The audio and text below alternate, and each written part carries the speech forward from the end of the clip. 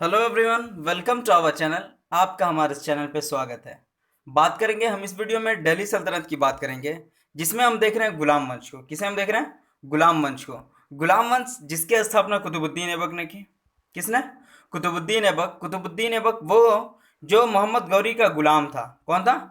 मोहम्मद गौरी का गुलाम था कुतुबुद्दीन ऐबक। मोहम्मद गौरी को जीतने के बाद जो भारत के क्षेत्र बचे वो कुतुबुद्दीन ऐबक को सौंप करके मोहम्मद गौरी चला गया। और 1206 ईस्वी में मोहम्मद गौरी की मृत्यु हो जाती है, जिसके बाद कुतुबुद्दीन ऐबक 1206 पर गद्दी पर बैठता है। 1206 से लेकर के 1210 तक कुतुबुद्दीन ऐबक रहता है गुलाम वंश में।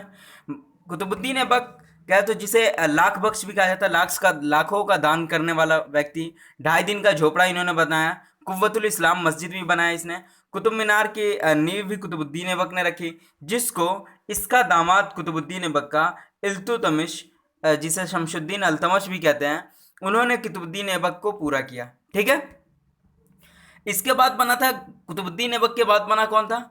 आपको मैं बता दूं, आराम शाह कुतुबुद्दीन ऐबक का बेटा, जो फकत 8 महीने रहा था। सिर्फ 8 माह।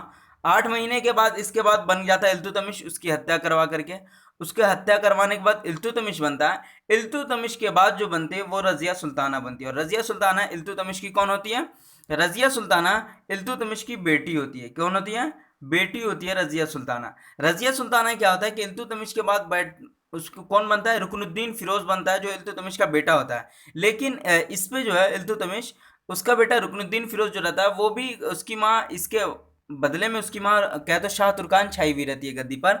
लेकिन वहाँ के जो तुर्की अमीर होते हैं वो रुकनुद्दीन फिरोज को बाहर कर देते हैं और रजिया सुल्ताना को वहाँ का चुना जाता है शासक। अब ये शासिका रजिया सुल्ताना बनती है। तो रजिया बेगम जो है ये प्रथम मुस्लिम शासिका थी जिसने कह तो शासन की बागडोर संभाली थी। पहली मुस्लिम महिला शासिका अगर कोई है तो वो कौन है भारत की? रजिया सुल्ताना। हम इसी के बारे में जानेंगे। चलिए देखते हैं रजिया सुल्ताना। रजिया सुल्ताना दिल्ली की गद्दी पर कब बैठी?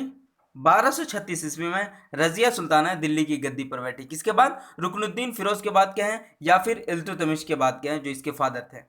कट्टरपंथी मुसलमानों ने रजिया सुल्ताना को शासिका बनने पर क्यों विरोध किया? क्योंकि रजिया सुल्ताना एक स्त्री थी। क्या थी? एक स्त्री थी। और कट्टरपंथियों के अनुसार स्त्री को पर्दे में रहना चाहिए, और ये पर्दे में नहीं रहती थी। ये कह दो पर्दा प्रथा को त्याग करके, उसको हटा करके पुरुषों की तरह ये चोगा चोगा और कुला पहन करके राज दरबार में आया करती थी। चोगा हम कहते हैं जिसे कह तो काबा कहते हैं, और कुला कहते हैं टोपी पहन करके आना को। तो ये टोपी पहन करके पर्दा प्रथा को हटा करके रजिया सुल्ताना कह तो इसमें आती थी। ठीक है, दरबार में आती थी।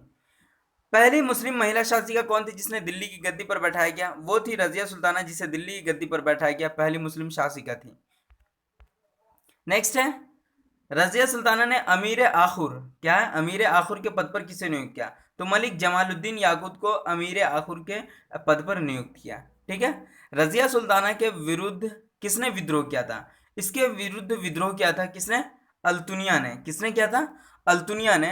अल्तुनिया ये कौन था? ये अल्तुनिया कहे तो रजिया सुल्ताना का पति ही था। कौन था? अल्तुनिया रजिया सुल्ताना का पति था। इसी के साथ रजिया सुल्ताना की शादी हुई थी। ठीक है। नेक्स्ट है, सरहिंद के अक्तादार अल्तुनिया द्वारा किए गए विद्रोह के लिए किसे भेजा था? तो स्वयं रजिया सुल्ताना को इसने भेजा था। ठीक है। नेक्स्ट क्वेश्चन है कि इस विद्रोह का परिणाम क्या हुआ? तो दिल्ली के तुर्क अमीरों ने रजिया सुल्ताना को बंदी बना लिया, और इल्तुतमिश के तीसरे पुत्र मोइनुद्दीन बहरम शाह, किसको? मोइजुद्दीन बहरम शाह को दिल्ली का सुल्तान बना दिया, और कह तो रजिया सुल्ताना को बाहर कर दिया गया। अब रजिया सुल्ताना को कैद में कर दिया, और कह तो बहरम शाह को इसका बना दिया गया गद्दी पर। लेकिन इसकी जो शादी होती है अल्तुनिया से शादी होने के बाद ये फिर से आती है। क्या होती है? फिर से गद्दी आप लेना चाहती है, लेकिन ये असफल रहती है। उसके बाद क्या होता है कि याकूत की हत्या किसने करवा दी? तो याकूत की हत्या जो करवा दी वो कह तो किसने करवा दिया? दिल्ली के तुर्क सरदारों ने याकूत की हत्या करवा दी। रजिया सुल्ताना की शादी किसके हुई? भटिंडा के अख्तादार अल्तुनिया के साथ रजिया सुल्ताना की शादी होती है। ठीक है। नेक्स्ट क्वेश्चन है, रजिया सुल्ताना एवं अल्तुनिया की मृत्यु किस प्रकार हुई? तो बहरम शाह ने कैथल के समीप दोनों की हत्या करवा दी डाकुओं से। और ये कब करवाया गया?